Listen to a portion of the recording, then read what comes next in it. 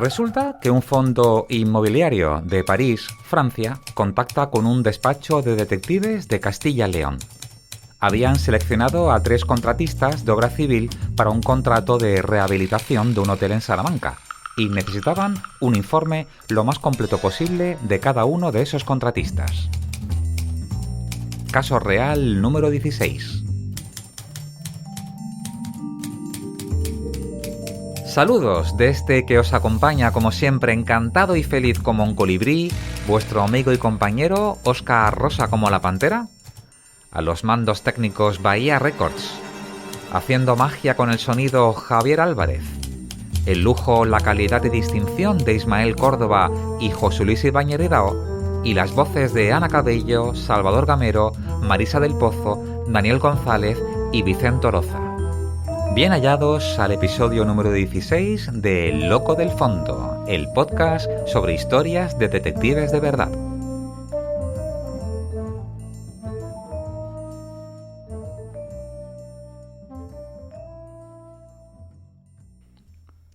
En el programa de hoy, en la sección Detectives por el Mundo, viajamos a Camerún. En Todo lo oye, todo lo ve, todo lo sabe, de José Luis Ibáñez Ridao, vamos a descubrir la dimensión profesional de Vidocq, más allá de sus tópicos. En Orígenes del Detectivismo, hablamos de una de las fuentes de información más utilizada por los investigadores desde sus orígenes, los libros eclesiásticos en las iglesias. En el apartado Detectives de Ficción de Ismael Córdoba, conoceremos el top 3 detectives en películas que, digamos, no son brillantes.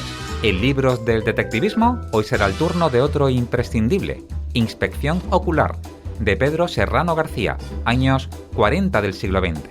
Y en Personajes de carne y sabueso, la historia de un detective que trabajó para Charles Chaplin o Clark Gable, el conocido como el detective de Hollywood, Samuel Benjamin Marlowe. ¡Arrancamos!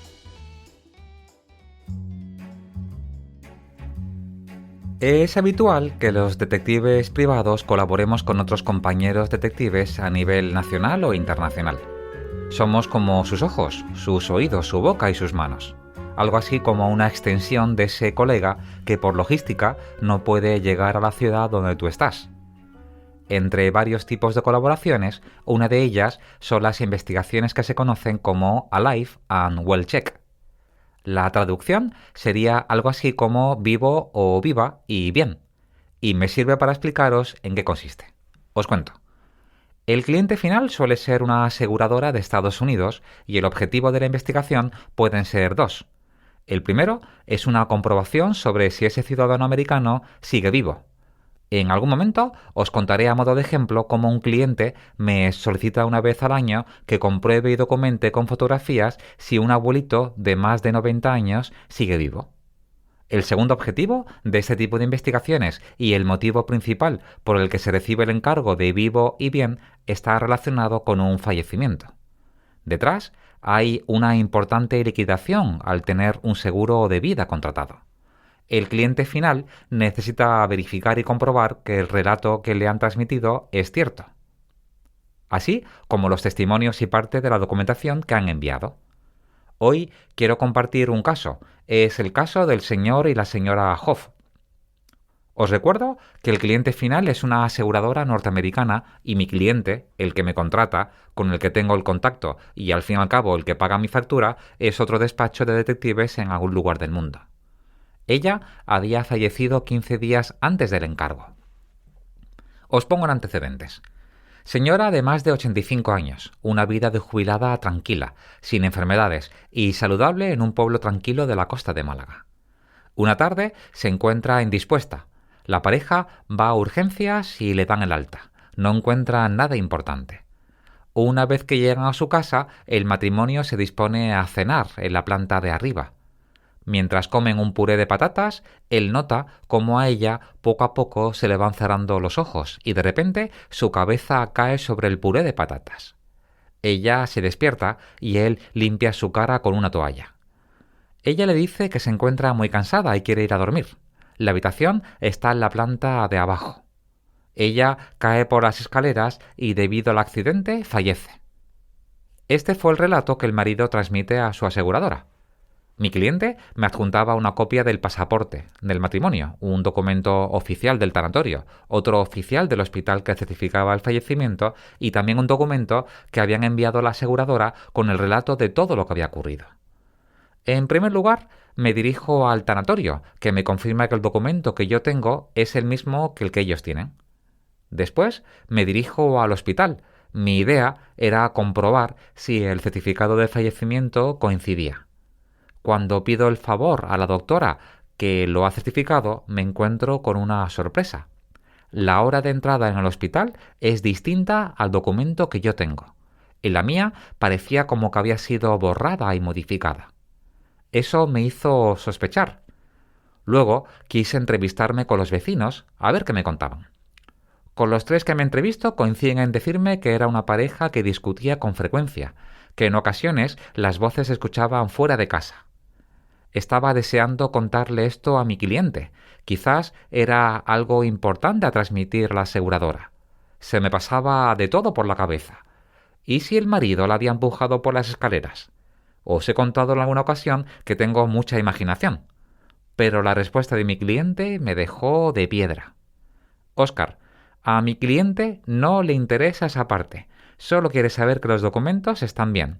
No le han dado importancia a la modificación de la fecha de entrada al hospital ni a lo que te han contado los vecinos. Buenas.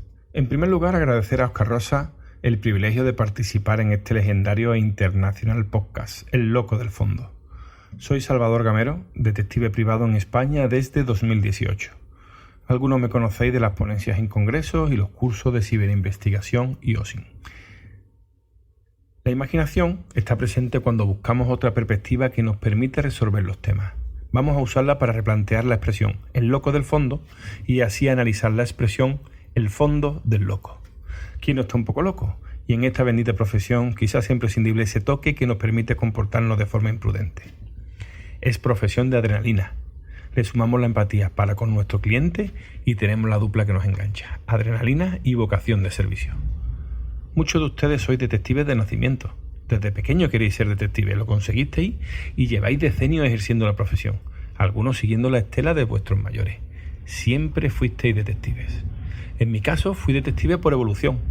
Desde el 92 era profesor y otras cosillas en la Andalucía de la brecha digital.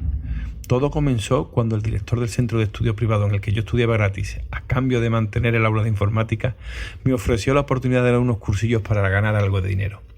Desde entonces he compaginado la formación con todas las actividades que he realizado en mi vida, que no han sido pocas. Usaba Internet de manera aventajada, pero solo eso. Llegó la crisis de 2009 y me corneó de lleno. Eso me hizo pivotar hacia la seguridad privada. Ahí estaba, con casi 40 años, trabajando de vigilantes en guetos y polígonos industriales abandonados. Reconozco que el trabajo no me entusiasmaba. Sin embargo, me permitió observar la vida desde otro punto de vista, escribir 2 libros, continuar mi formación de transición y mantener el frigorífico, si no lleno, a medio llenar. Generaba adrenalina y sofocaba mi vocación de servicio. Seguí formándome como director de seguridad y profesor de seguridad privada. Y entonces ocurrió. En mi cabeza roneaban los conocimientos de seguridad y de informática. Era inevitable que naciera en mí la pasión por la ciberseguridad y, cómo no, por la ciberinvestigación. Comprendí que lo que se hacía en la gestión y prevención de riesgos de ciberseguridad tocaba derechos fundamentales de terceros. Por lo tanto, era necesario tener la habilitación de detective y un interés legítimo para poder realizar ese tratamiento de datos personales. Aproveché que tenía que hacer un trabajo de fin de máster para escribir el documento Investigaciones privadas en fuentes abiertas, en el cual analizaba la parte técnica y la parte legal, y que fue de gran acogida en el sector. Mientras tanto, continuaba con los estudios universitarios de detective privado y una vez finalizados me di de alta. Ya tenía el ansiado libro de registro. Actualmente trabajo para clientes finales, los menos, y hago colaboraciones con otros despachos de compañeros, tanto de ciberinvestigación como trabajos de campo. Hago mutuas, nos organizamos en UTE. Otra unión ha sido la del local, que usamos como sede varios despachos y que bajo el nombre Círculos de Detectives realiza talleres para compañeros y estudiantes. Existen otros sectores tangenciales a la investigación privada que también estoy explorando, como la gestión externa de canales de denuncia en compliance o la mediación online. Y sigo dando clases. Cuando me lo permiten, la disfrazo de ponencia en congresos de detectives, de informática o de inteligencia. Los últimos, Descon en Barcelona, o Sintomático Madrid y Honeycomb en Guadalajara.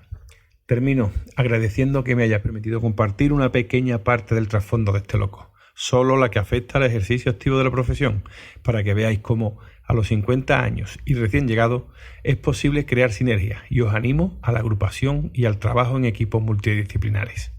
Me despido, feliz como una perdiz. Sean felices y coman colibrises. Hola, soy Marisa del Pozo y mi marido es detective. Hay gente que cree que un detective es como lo que se ve en las películas, y no, ellos no son así, pero sus mujeres o parejas sí somos como las mujeres o parejas de los detectives. Mi marido lleva unos 8 años en la profesión, por lo que relativamente es un poco nuevo. 8 años en los que todo ha cambiado mucho. Vivimos sin un horario fijo, sin planes, con una bolsa de ropa en la puerta, comida siempre preparada para meter en una nevera portátil, cámaras, teléfonos y cacharros cargándose por todos los enchufes de ese cuarto suyo que cualquier día le engulle de todo lo que hay dentro. ¿Me gusta la profesión de mi marido? Pues sí me gusta, porque a él le encanta, disfruta con su trabajo y le hace feliz. Por ende, yo soy feliz también. ¿Vivo con miedo o angustia? Pues también. Miedo a la carretera, sobre todo cuando los servicios son en moto. Yo odio las motos. Angustia a no saber si ha comido, si ha llegado bien, si se le está dando bien el servicio. Angustia al frío, al calor, a la lluvia, a las horas y horas de no saber nada de él. Todo eso se pasa cuando le oyes llegar a casa, soltar la mochila en cualquier sitio, respira profundo y te dice otro día más, satisfecho del trabajo bien hecho o decepcionado porque no ha salido como él esperaba. Sea cual sea el resultado, le apoyas, le abrazas y le dices ¡ole tú! Ser mujer de detective tiene sus cosas, no todo es estar sola y esperar. También es sorprenderte con cosas que te cuenta que a veces parecen inverosímiles. Te ríes con anécdotas increíbles. A veces una también forma parte de esas historias cuando te lleva de cobertura, como dice él. Yo lo paso mal. Creo que ser mujer de un detective es otra forma de ver y de vivir la vida. A mí me gusta. Saludos desde el loco del fondo. Gracias, Óscar Rosa, por invitarme. Soy Danigmas y, bueno, quería aportar mi punto de vista, mis comentarios, ¿no?, acerca de lo que es el detective hoy en día y lo que realmente importa también, ¿no?, a la sociedad. Realmente encontramos que los medios de comunicación en muy pocas ocasiones, ¿no?, nos echan un pequeño cable, ¿no?, pero sí que hacemos valer esa posición que tenemos en la sociedad, porque al final pues somos esos garantes de la veracidad, ¿no?, garantes de lo que acontece, de lo que sucede ahí fuera, ¿no? Somos los testigos de todo lo que pueda ser gratificante para nuestros clientes, pero a su vez también gratificante para lo que es la sociedad, ¿no? Y de hecho, pues muchas de nuestras intervenciones pues van de jugoso gusto a colaborar con las fuerzas y cuerpos de seguridad del Estado, que bueno, pues sí que encontramos que en una gran parte de las ocasiones pues nuestra participación pues tiene notoriedad y publicidad, y en otras pues no tanto, ¿no? Pero bueno, todos bien sabemos que muchas de las grandes operaciones que se ha hecho contra el fraude pues siempre hay un detective detrás, ¿no? Y eso es lo que a mí pues me llama más la atención, ¿no? Realmente esa labor que no dejemos de hacer, y que siempre pues tengamos ese impacto social.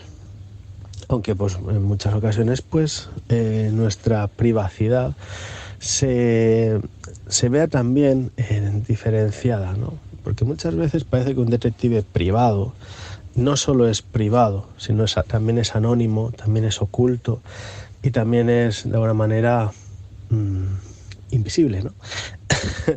Y eso es lo que muchas veces la gente confunde, ¿no? Confunde términos. Parece que un detective no pueda salir en los medios de comunicación, no pueda salir en radio, prensa, televisión. Parece que tenga que ser siempre secreto. Pero una cosa es mantener ese anonimato, mantener ese secretismo, que alguien decida pues pasar más desapercibido, pero no quiere decir que un detective privado deba de ser, por así decirlo, un justiciero antihéroe, sino que todo lo contrario, debemos hacer valer esa notoriedad que tenemos como colectivo y de alguna manera que se nos realce y se nos dé la notoriedad que merecemos. La frase del día es: la persistencia es a menudo el mejor aliado de un detective. Lara Adrian, escritora. En ocasiones me encuentro con la pregunta sobre si es un requisito necesario estar en buena forma física para ser investigador privado. En España no es un requisito ni necesario ni imprescindible. Imagino que habrá de todo un poco, como en casi todas las profesiones que no exijan estar en forma. En este caso, no por ser detective es distinto. Si bien hay que recalcar que las noches son de poco sueño, que se come muchas veces fuera de casa y que es muy difícil poner en práctica una rutina. Eso tampoco ayuda. Creo que os he contado que llevo ya unos años haciendo ejercicio. Me encanta hacer rutas como bicicleta, el fitboxing y otro tipo de ejercicios. Pero amigos y amigas, hoy me vuelvo a abrir para reconocer que no siempre fue así. Realmente no fue hasta cumplir los 30 años cuando abrí los ojos y empecé a dar los pasos para cambiar mi modo de vida física, emocional y espiritual. Os cuento algo ahora que nadie nos oye. Cuando era un niño no me gustaba el ejercicio físico, no me gustaba nada el deporte, y los días que había educación física en el colegio era el peor día de la semana con diferencia. Es más, os voy a contar algo. Desde los 8 años hasta los 12, cuando había educación física en el colegio, nos dividían en: los chicos jugaban al fútbol, lo que los anglosajones llaman soccer, y las chicas hacían baloncesto. Lo sé, soy de una generación nacida a mediados de los años 70. A mí no me gustaba el fútbol, no tenía cuerpo de deportista y además era bastante malo jugando. De modo que era difícil que contaran conmigo cuando se decidían los integrantes de los equipos. Era toda una pesadilla para mí. Pero se me ocurrió una idea. Antes de formar los equipos, pedía permiso para ir al aseo, y ahí era capaz de estar 10, 15, 20 minutos. Y al volver el partido ya había empezado, de modo que me quedaba sin jugar, tan solo de suplente. Para distraerme en el aseo y que el tiempo se me pasara rápido, me inventé una canción que decía algo así como: pasa tiempo pasa, pasa tiempo pasa, y no dejaba de mirar el reloj. No sé cuántas veces era capaz de cantarla y mirarme la muñeca y ver los minutos que habían pasado. Bueno, ya me conoces un poco mejor. Y con esto nos encontramos en el episodio número 16, que pone fin a la segunda temporada y sirve de pasarela para la siguiente. Si bien, como sabéis, cada episodio es independiente uno de otro. Los puedes escuchar en cualquier orden. Bienvenidos a los nuevos Loco Escuchas. Si no te has suscrito, ¿a qué estás esperando? Vas a tardar 0, en hacerlo, y además es gratuito. Gracias a los que me habéis acompañado en esta aventura, me hace muy feliz vuestros comentarios, ánimos y aliento. Yo estoy pensando en las novedades de la tercera temporada. Dicho esto, Javier Cros, presidente de la prestigiosa Asociación de Detectives de Andalucía, nos envía un saludo. Hola, ¿qué tal? Soy Javier Cros. Quiero mandar un saludo a todos los escuchantes del programa El Loco del Fondo, historia de detectives de verdad. Ahora abróchate el cinturón y disfruta.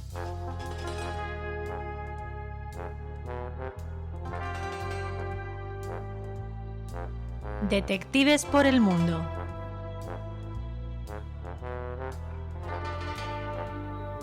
Hoy viajamos a Camerún, un país de África Central con más de 26 millones de habitantes. Los idiomas oficiales son el francés y el inglés.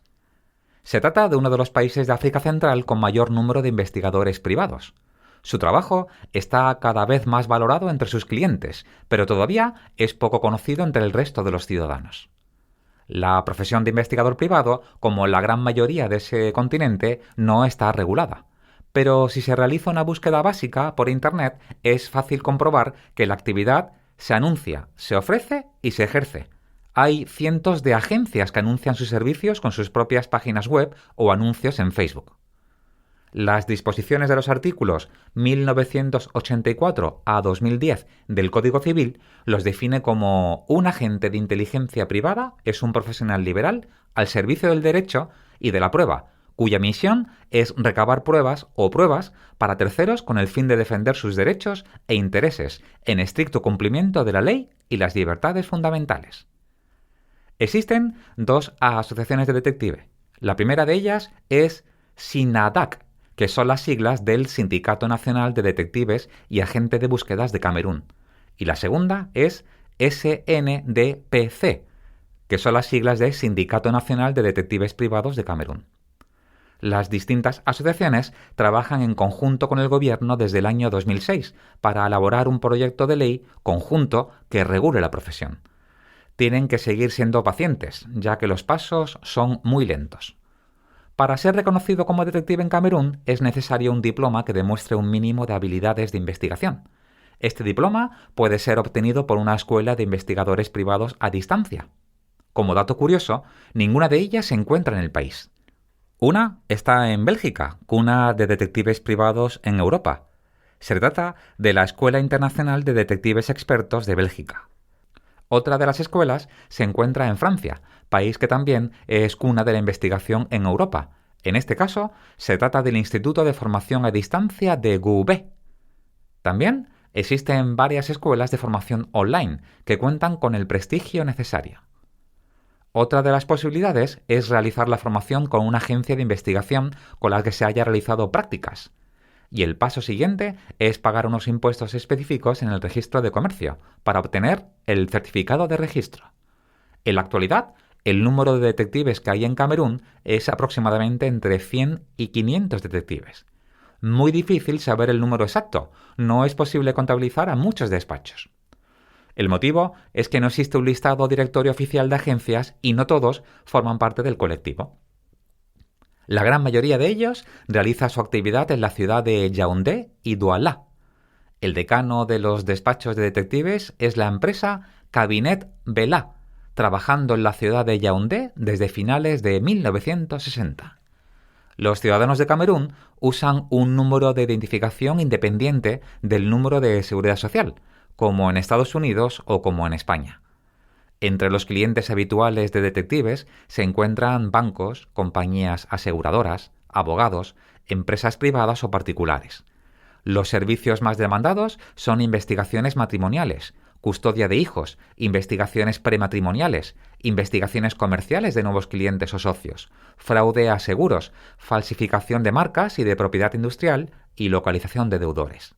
Sus clientes pueden usar los informes de detectives en un juicio, siempre que el detective esté acreditado para esto.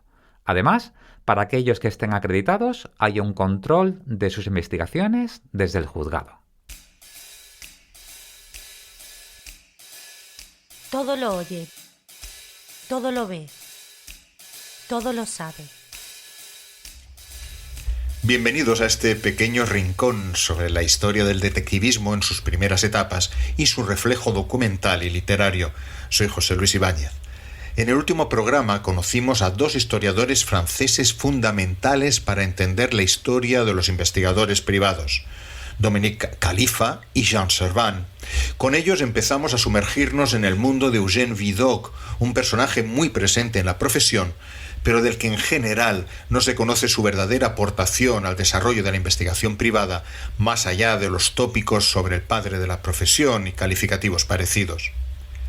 Una de las primeras cosas que sorprenden al abordar su figura es que debemos buena parte de lo que sabemos de él a sus enemigos. En noviembre de 1837, las autoridades allanaron sus oficinas y se apoderaron de cientos de informes privados sobre los casos y los clientes de la agencia. Muchos de ellos pueden consultarse en la Biblioteca Histórica de la ciudad de París, en la colección Papiers de Vidocq, los papeles de Vidocq. Existe además un manual interno que describe toda la operativa de la agencia. Vidocq estableció una separación estricta entre los investigadores, conocidos como los exploradores en el argot de la empresa, y los redactores de informes, llamados editores. Para evitar ser relacionados con la agencia, los exploradores, por ejemplo, tenían prohibido presentarse en las oficinas durante el día. Para las vigilancias y los seguimientos, los detectives tenían a mano ropa de recambio y postizos con los que disfrazarse o modificar su aspecto en un momento dado. La discreción es el alma de una buena administración, recalcaba siempre Eugène Vidocq.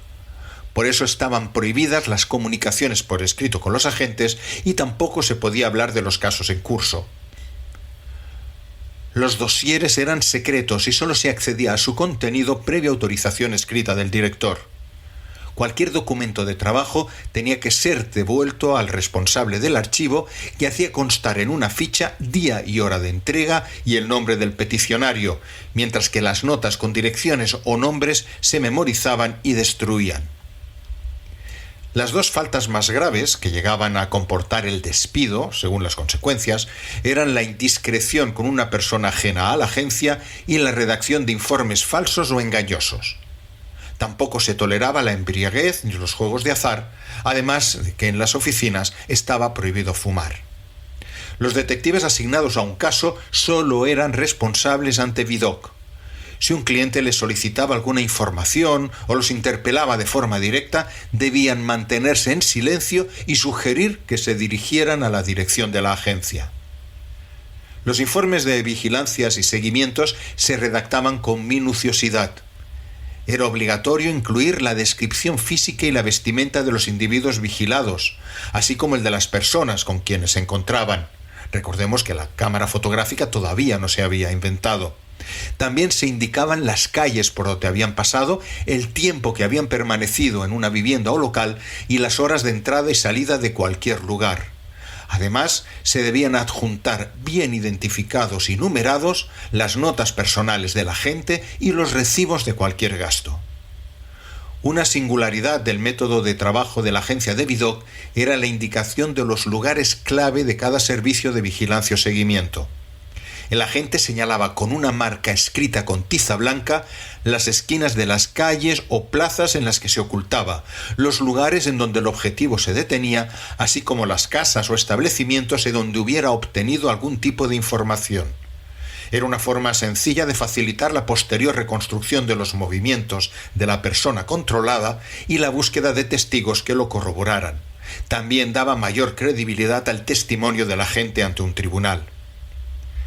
En los seguimientos desde vehículos, calesas, coches de punto, etc., en el informe se indicaban la ruta, las paradas y, si era posible, los números de identificación de los carruajes y los nombres y las direcciones de los cocheros. Vidocq concebía el detectivismo como una profesión y no como una oportunidad puntual, por lo que aunque podían recibir una gratificación extraordinaria de los clientes, siempre con el visto bueno de sus superiores, los agentes tenían prohibido solicitarles cantidad alguna en concepto de premio o de incentivo. De aquella manera vivimos un paso trascendental en la historia del detectivismo, el que lleva de los simples cazarrecompensas a los modernos investigadores privados profesionales. Por eso, entre otras cosas, fue tan importante la figura de Eugène Vidocq. En nuestro próximo encuentro seguiremos en Francia para conocer a otros detectives y la influencia de la Escuela Francesa de Investigación Privada en los primeros detectives españoles.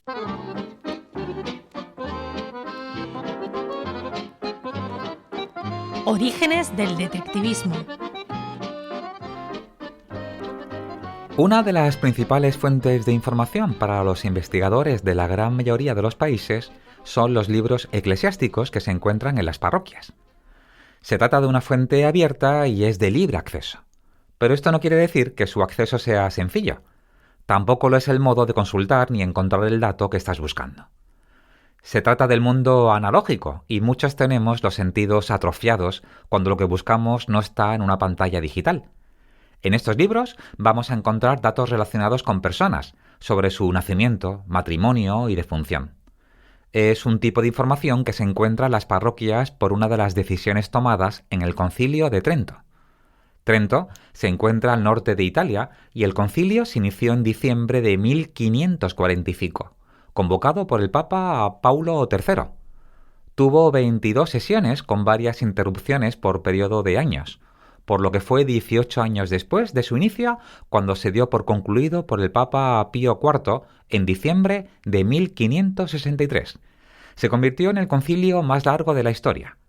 Entre varios de los decretos doctrinales sobre la reforma de la atención pastoral y la disciplina de la Iglesia, se prohibieron, por ejemplo, los duelos a espada o pistola, con gravísimas penas. También se dictaron normas contra el concubinato de los clérigos. Pero lo más interesante para los investigadores privados es que las parroquias quedaban encargadas de recoger y elaborar los llamados libros sacramentales.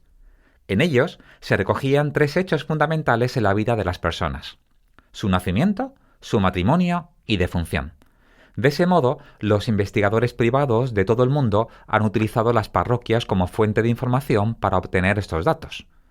Vamos a conocer el detalle de la búsqueda de cada uno de estos datos. Muy importante, en todas ellas era necesario ganarse la confianza del párroco o sacerdote, de modo que era fundamental una buena dosis de empatía con la finalidad de permitirte acceder a esos libros de índices. Las partidas de bautismo. El punto inicial es conocer el lugar de nacimiento del investigado, y ese dato te llevaba a la averiguación del lugar de bautismo. El siguiente paso era acudir a la parroquia, acceder al libro de índices por año, y es ahí donde figuraba el nombre de la persona que te interesaba. Por último, el libro de índice indicaba el tomo donde estaba la partida de bautismo. Es en estas partidas donde se podía encontrar, además, notas marginales que indicaban el matrimonio o la defunción. Los datos que aportaba esa información era el nombre y apellido de la persona que nos interesaba, fecha y lugar de bautismo, fecha de nacimiento, lugar de nacimiento, sexo, legitimidad, indicaba si era legítimo o natural, nombre y apellido de los padres, nombre y apellido de los abuelos paternos y maternos. Sobre las partidas de matrimonio, para contraer matrimonio por la Iglesia, los cónyuges tenían que presentar el certificado de bautismo de las correspondientes parroquias. Una vez celebrada la boda, al margen de la hoja y en el correspondiente libro, se hacía constar que la persona había contraído matrimonio con otra persona, el nombre de la parroquia y la fecha. La metodología era similar a la búsqueda de la partida de bautismo. Había que localizar el libro de índice por año, y era indispensable conocer el lugar y la fecha de la celebración. La información que aportaban las partidas de matrimonio eran la fecha del matrimonio, nombre y apellido de los contrayentes, estado civil, edad y profesión de los contrayentes, nombre y apellido de los padres, de los abuelos, de los padrinos y de los testigos. Por último, las partidas de defunción. Se realizaban la misma metodología que las dos anteriores y la información que aportaban las partidas de defunción eran nombre, apellidos, estado civil, edad, profesión del difunto, causa de la muerte, nombre del cónyuge del difunto, datos de los padres, etc. En ocasiones, además, se podía localizar si el difunto hizo testamento en vida.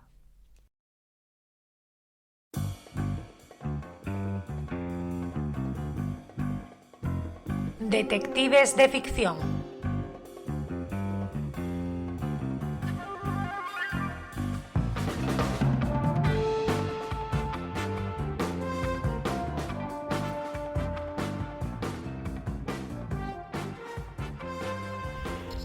Hola a todos y a todas, mi nombre es Ismael Córdoba y estamos en la sección Detectives de ficción del podcast El Loco del Fondo, historias de detectives de verdad. En ocasiones, la figura del detective privado no sale demasiado bien parada en la gran pantalla, unas veces porque la misma es objeto de la parodia y del humor más gamberro, y otras porque la película en cuestión explora la labor detectivesca de una manera más secundaria, siendo esta un elemento complementario pero no central en la trama. En estos últimos casos se suele caer muchas veces una visión estereotipada y algo reduccionista del detective privado, representándolo como un tipo curioso e inoportuno que se dedica a meter las narices donde no debe. Para la sección de hoy os traigo 3 ejemplos de películas muy interesantes y recomendables en las que aparece retratada de soslayo la figura del detective privado y no siempre con el mismo nivel de acierto. Comencemos. Primera recomendación, Besos robados, de François Truffaut, año 1968. Tercera película del ciclo dedicado al personaje de Antoine Duanel, alter ego del propio Truffaut, interpretado por Jean-Pierre Léaud. Después de Los 400 golpes y de Antoine y Colette, continuamos disfrutando de las aventuras y desventuras de este enamorado de la vida que es Antoine Doinel. En Besos robados veremos cómo el mítico personaje, después de haberse dedicado a trabajar en una fábrica de vinilos, de alistarse en el ejército y ser expulsado, de trabajar como recepcionista de hotel, decide probar suerte en el mundo de los detectives privados. Decir que, como detective, Doinel es ingenuo y descarado, pero también profundamente romántico, lo que le lleva a meter la pata en sus pesquisas siempre que hay una mujer de por medio. Como dato curioso, contaros que Truffaut declaró que el origen de hacer a Doinel detective privado estuvo en una experiencia personal que él mismo vivió cuando en ese mismo año contrató los servicios de un detective para que averiguase la identidad de su padre biológico, que resultó ser un dentista judío de Aquitania. En fin, Besos robados, primera recomendación de esta lista de películas con detectives. Segunda recomendación, La posesión, de Andrzej Zulawski, una película del año 1981, película muy polémica que podríamos calificar de esas de arte y ensayo y que Zulawski concibió después de su separación. La historia se centra en un matrimonio donde una de las partes ha cometido una infidelidad. Esto dará pie a unos ataques de celos de lo más paranoicos que terminarán degenerando en una auténtica pesadilla. No os digo más, eso sí, advierto que es una película no apta para estómagos sensibles. A lo que a nosotros nos interesa, pues deciros que La posesión tiene una escena en la que veremos cómo un detective privado, contratado por el personaje del marido, Sam Neill, persigue de una manera manifiestamente torpe y poco profesional al personaje de su mujer, Isabel Adjani, con el fin de descubrir dónde tienen lugar los encuentros furtivos con el amante. La escena en sí, como digo, no tiene desperdicio fundamentalmente por lo mal que lo está haciendo el detective. Y es que además resulta hasta gracioso. Y sinceramente creo que el director le quería dar cierto tono paródico, ¿no? Utilizando esta secuencia como una especie de paréntesis para que el espectador tome aire entre todo ese ambiente malsano y enrarecido en el que la película se mueve. Segunda recomendación, como digo, La posesión. Y tercera y última recomendación sería la película Puro vicio del año 2014, dirigida por Paul Thomas Anderson, adaptación imposible de la novela de Thomas Pynchon, donde nos encontramos con una especie de, podríamos decir, versión hippie de El sueño eterno de Chandler, sustituyendo a Philip Marlowe por Doc Sportello, una especie de detective privado aficionado al consumo de marihuana que anda todo el día colgado. Resulta bastante divertido observar a Sportello porque es algo así como una mezcla entre Gittes de Chinatown y el Notas de El Gran Lebowski. Con esa cara de estupefacción que tiene toda la película y que el personaje está magníficamente interpretado por Joaquin Phoenix, Sportello deberá iniciar la investigación de un caso que conforme va avanzando se va haciendo más y más enrevesado y más confuso. No obstante, deciros que la película de Paul Thomas Anderson no se va a esforzar tanto por enseñarnos la labor del detective privado, cómo procede en sus pesquisas, en sus investigaciones, sino que está más interesada por trasladarnos a una época, concretamente a finales de la década de los 60 y principios de los 70. Y sobre todo pues en empaparnos en el aire decadente que se tuvo por aquellos años, ¿no? Sueños rotos, melancolía, paranoia, lisergia son algunos de los elementos que podemos de alguna manera sentir y explorar a través de esta película, que es, como digo, muy recomendable.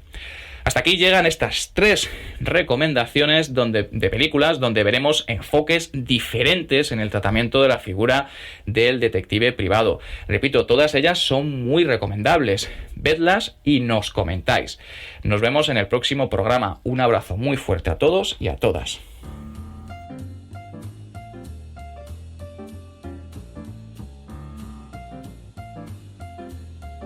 Libros elementales.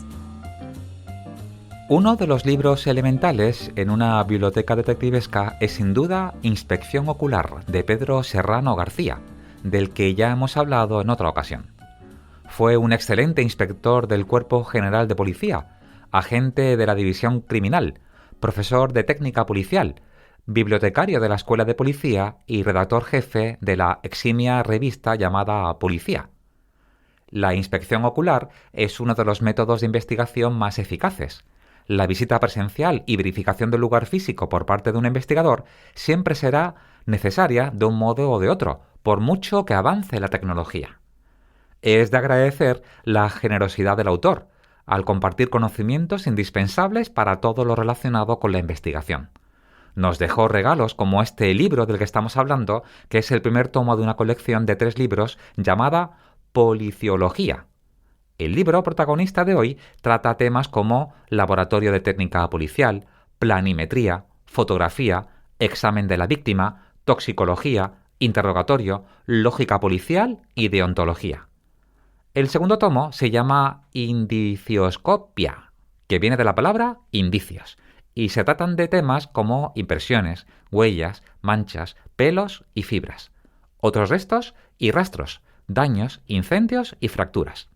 El tercer y último tomo es criptografía y perlustración, que no es más que la desencriptación. Los 3 son de la década de los años 40 del siglo XX. El profesor, además, dejó como legado otros libros como Delincuentes profesionales contra la propiedad, del año 1935, Vocabulario ilustrado del caló delincuente, año 1947, y Grafística, Manual de documentos, copia o examen y peritaje de documentos, del año 1953. Personajes de carne y sabueso.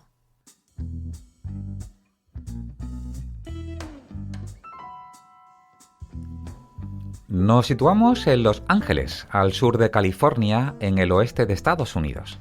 Es el 24 de marzo de 1933. La ciudad se extiende desde las mansiones de Beverly Hills, las alfombras rojas de Hollywood y callejones donde están los mejores locales de jazz de Little Harlem.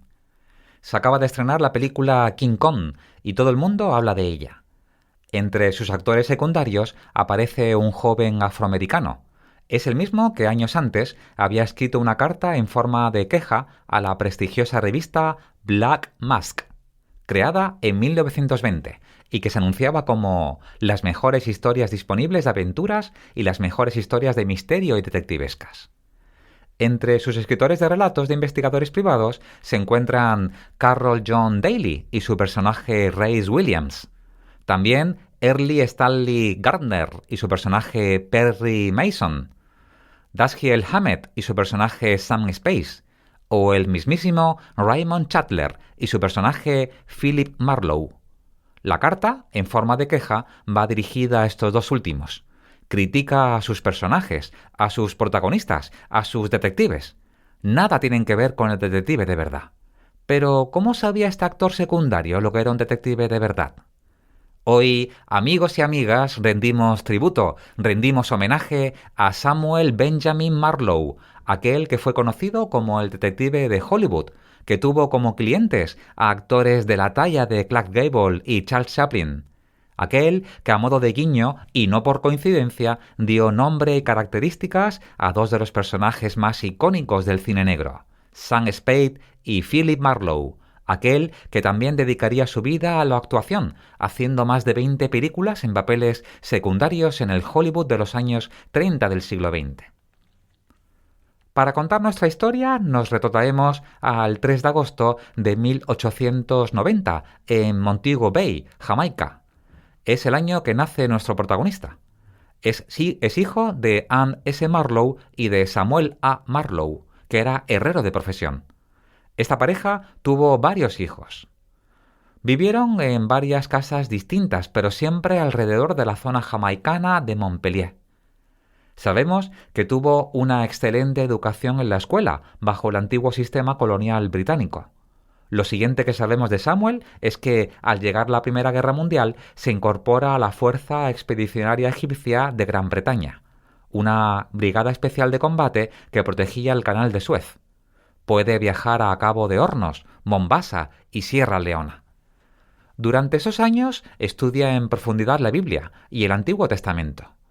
Ya tuvo de niño, junto a sus padres, una fuerte educación religiosa. Esa base le serviría para comenzar su nueva etapa, esta vez en el Ejército de Salvación. Llegó a ser capitán en el Servicio Misionero de Cuba, desde donde es enviado a Estados Unidos. Hay 2 fechas distintas sobre su llegada. En los registros del censo del año 1920 de Estados Unidos indica que su llegada es 1915. Sin embargo, en un registro posterior indica que el año es 1918. Es más que probable que fuera este último.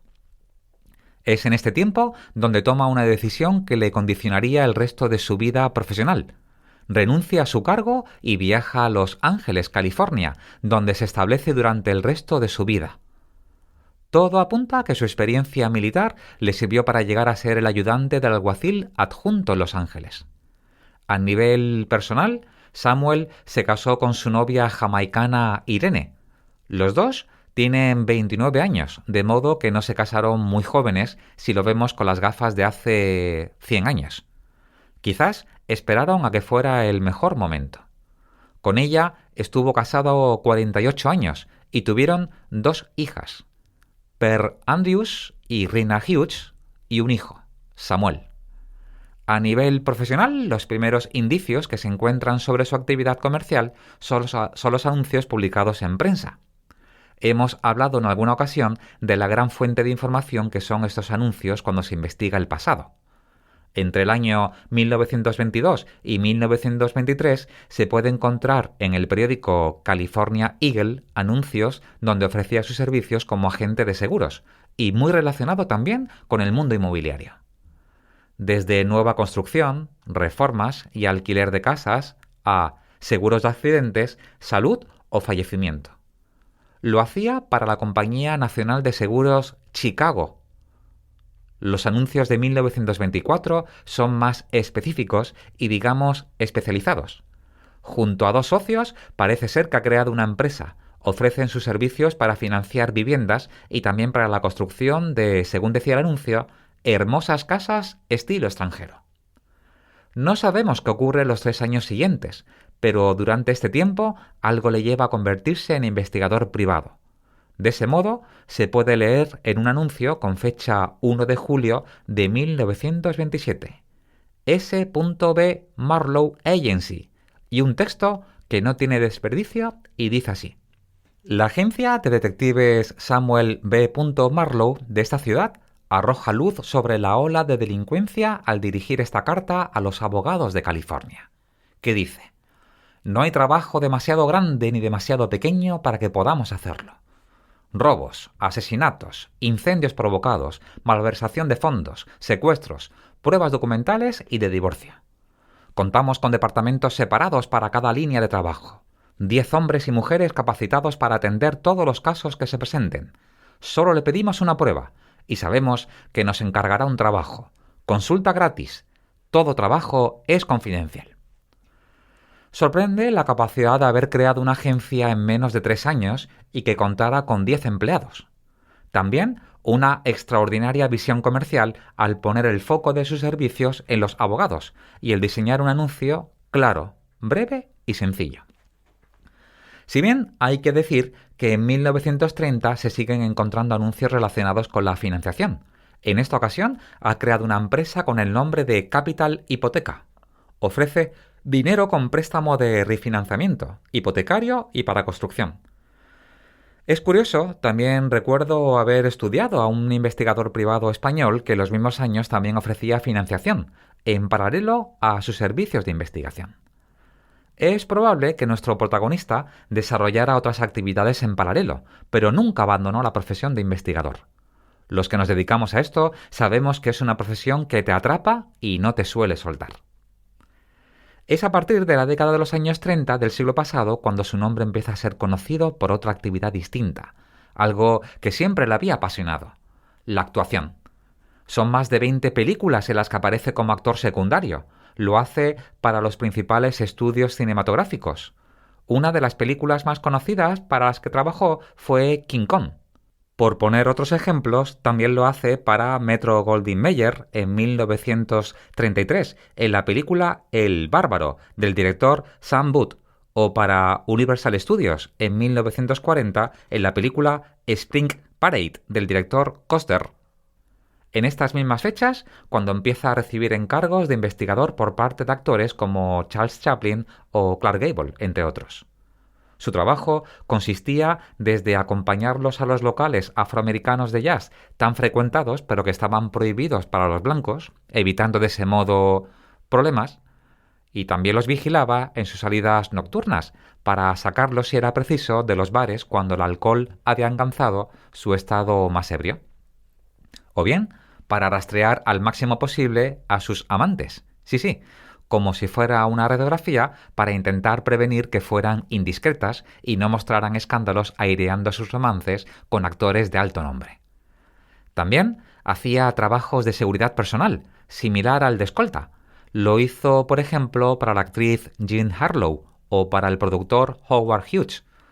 También trabajó para los estudios Paramount Pictures. Lo hizo en 1936, cuando fue contratado para que investigara el origen de un chantaje de $8.000 que le estaban haciendo a la actriz de origen alemán Marlene Dietrich. Nuestro detective acudió a la misma estación de tren donde iba a ser entregado el dinero.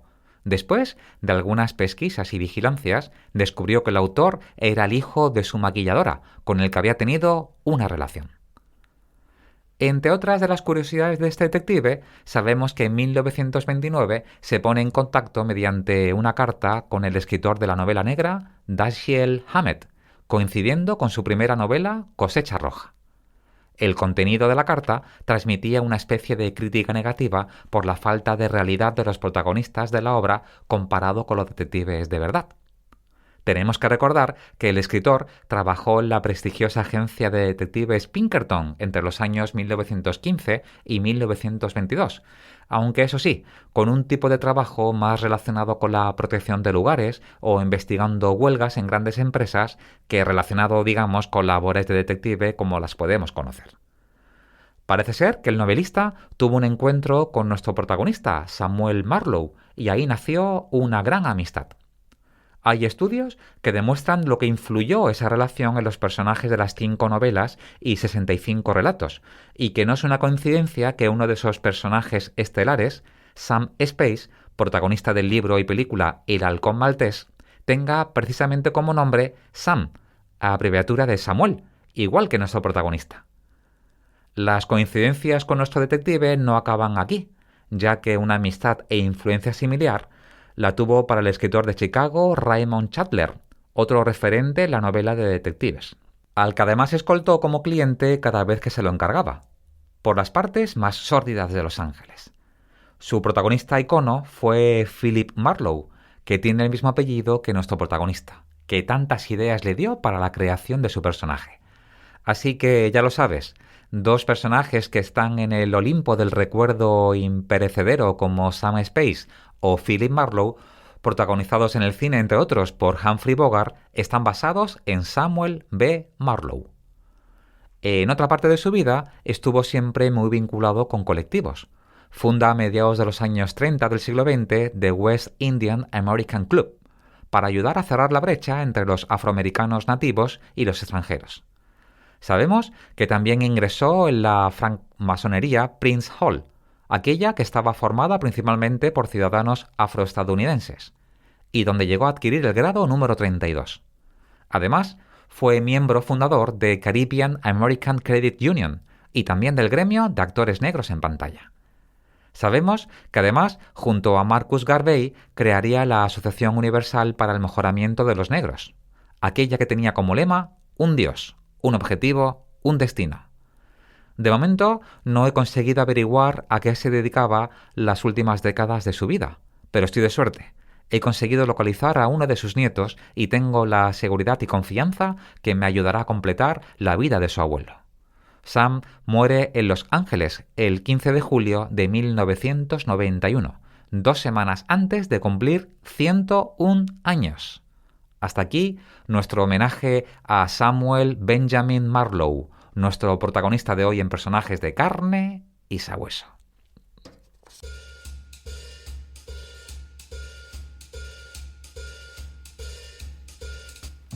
Con esto llegamos al final de este episodio número 16. Recuerda, por favor, suscribirte. Es muy sencillo y gratuito. Solo tienes que pulsar el botón suscribirse. Si te ha gustado el episodio, por favor, dale a me gusta. Escribe un comentario, recomiéndanos, habla de nosotros, todo eso no te puedes imaginar lo que me ayuda. Puedes escucharnos en iVoox o iVoox y puedes seguirnos en redes sociales o contactarnos del siguiente modo. A José Luis Ibáñez Ridao en Twitter como @JoseLuisIbánez, a Ismael Córdoba en Instagram como @decineva y a mí en Twitter como @OscarQIB, en Instagram como @locodelfondo y en el blog locodelfondo.es. Gracias por haber estado ahí, que tengáis una maravillosa jornada, siempre con ustedes su detective rosa, Óscar.